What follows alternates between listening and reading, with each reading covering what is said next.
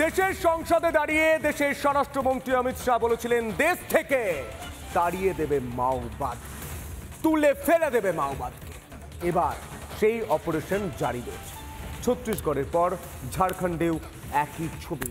দুজন মাওবাদীকে খতম করা হয়েছে, নিকেশ করা হয়েছে। তার সঙ্গে সঙ্গে 24 জন মাওবাদী তারা আত্মসমর্পণও করেছেন। কোথায় দেখুন।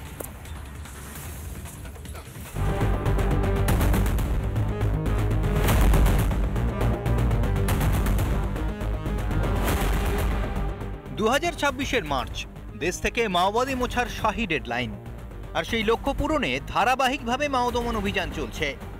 ছত্তিশগড়ের পর এবার ঝাড়খণ্ডেও সফল যৌথ বাহিনী।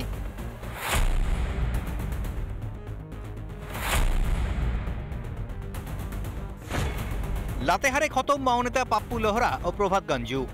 পাপ্পুর মাথার দাম ছিল 10 লক্ষ টাকা, অন্যদিকে প্রভাতের ক্ষেত্রে সেটা 5 লক্ষ টাকা। গ্রেফতার করা হয়েছে আরও এক মাও নেতাকে, উদ্ধার করা হয়েছে একটি ইনসাস রাইফেলও। অন্যদিকে ছত্তিশগড়ের बीजापुरे आत्मसमर्पण 24 জন माओवादी। आज 24 हार्डकोर माओवादियों का सरेंडर हो रहा है। ये सभी जो सरेंडर है लगातार जो नक्सल विरोधी अभियान चल रहे हैं सभी के द्वारा, इसके अलावा जो कैंप्स में अंदरूनी इलाकों में जो काम चल रहा है और जो नियत दिनार की तरह जो डेवलपमेंट चल रहा है उसको देखते हुए सभी आज हमारे सामने आत्मसमर्पित किए गए हैं, आत्मसमर्पित हुए हैं। और इनको आत्मसमर्पण के पश्चात इनको जो 50,000 का जो इनिशियल जो राशि होता है वो प्रदान किया जाएगा और साथ में ही इनको फिर ट्रेनिंग के लिए एनरोल करके फिर ट्रेनिंग हम कराएंगे। आतंकवाद हो या अशांति फैलाने वाले माओवादी, हमारी सरकार जीरो टॉलरेंस की नीति पर चलती है। पहलगांवेर पर सन्त्रासीদের শায়েস্তা করেছে ভারত। এবার চলছে মাওবাদীদের নিকেশ করার পালা। পালিয়ে পথ পাবে না ঘরের শত্রুরা। রিপাবলিক বাংলা। তৃণমূলের নেতা মন্ত্রীদের চুরির কারণে আজ রাস্তায় বসে রয়েছেন বাংলার শিক্ষক শিক্ষিকারা। তারা আন্দোলন করছেন, তারা কোর্টে যাচ্ছেন। এবার তারা ডেডলাইন দিলেন রাজ্যের মুখ্যমন্ত্রী এবং শিক্ষামন্ত্রীকে। সোমবারের মধ্যে কোনো কথা না বললে, কোনো ব্যবস্থা না নিলে আরো বৃহত্তর আন্দোলনে যাবেন তাঁরা। দেখুন, আমি আন্দোলনের বিপক্ষে নই, কিন্তু আন্দোলন করারও একটা লক্ষ্মণ রেখা আছে। আমার যেমন অধিকার নেই কাউকে বাধা দেওয়ার, অন্যেরও অধিকার নেই আমাকে বাধা দেওয়ার।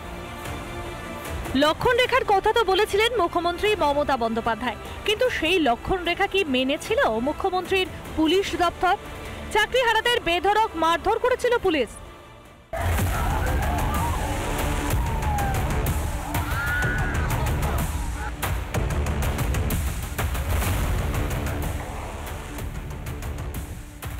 18 দিনে পড়ল চাকরিহারাদের আন্দোলন। বিকাশ ভবনের সামনে টানা 18 দিন ধরে ধর্ণা দিয়ে যাচ্ছেন চাকরিহারা যোগ্য শিক্ষক শিক্ষিকা এবং শিক্ষাকর্মীরা।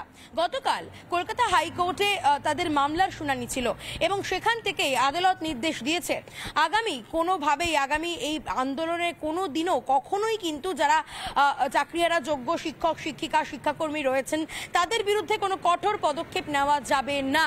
আলটিমেটলি সসম্মানে নিজে পূর্বের অবস্থানে ফিরে যেতে চাই। এই ফিরে যাওয়ার জন্য উনি যদি আমাদেরকে সেইভাবে আশ্বস্ত করেন বা আমাদেরকে সহযোগিতা বা সহানুভবতা এগুলো দেখান, তাহলে সেক্ষেত্রে অবশ্যই কাম্য আমরা পুনরায় আবার চিঠি দিব, যেটা হাবিব বললেন।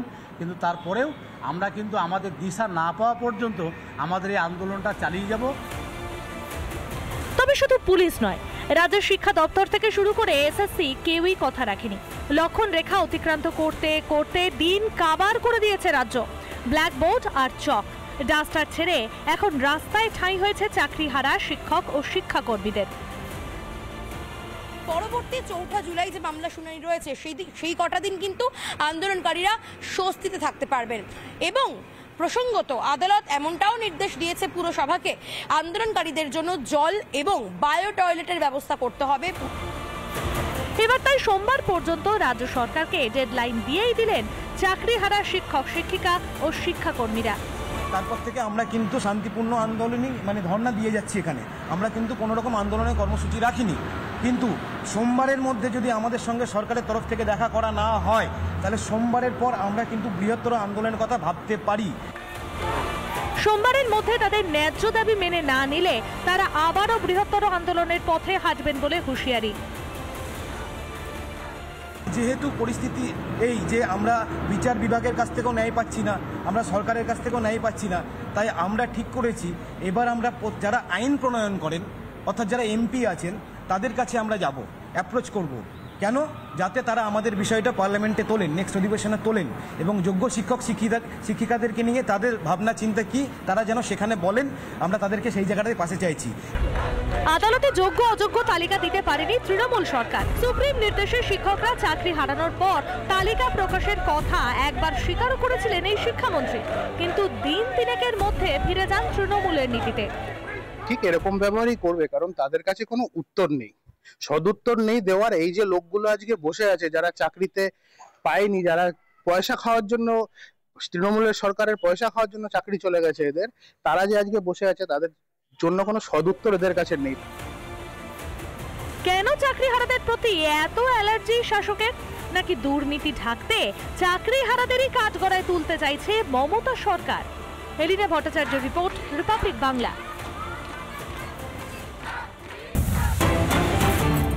এবারে বড় খবর, বিএনপি নানা ধরনের কন্টেন্ট দেখার জন্য লাইক করুন, শেয়ার করুন আমাদের ফেসবুক পেজ, সাবস্ক্রাইব করুন আমাদের ইউটিউব চ্যানেল। পাশাপাশি অন্যান্য ব্রেকিং নিউজের জন্য অবশ্যই চোখ রাখুন রিপাবলিক বাংলায়।